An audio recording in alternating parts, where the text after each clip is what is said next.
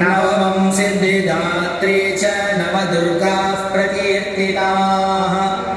उक्तान्येतानि नामानि ब्रह्मणैव महात्मना अग्निना दह्यमानस्तु शत्रुमध्ये गतो रणे विषमे दुर्गमे चैव भयात्ताः शरणं गताः न तेषां जायते किञ्चिदशुभं रणसङ्कटे नापदं तस्य पश्यामि शोकदुर्गभयं न हि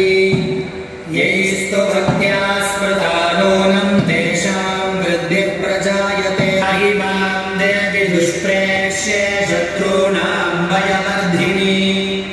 प्राच्यां रक्षतु मामैन्द्री आग्नेयामग्निदेवता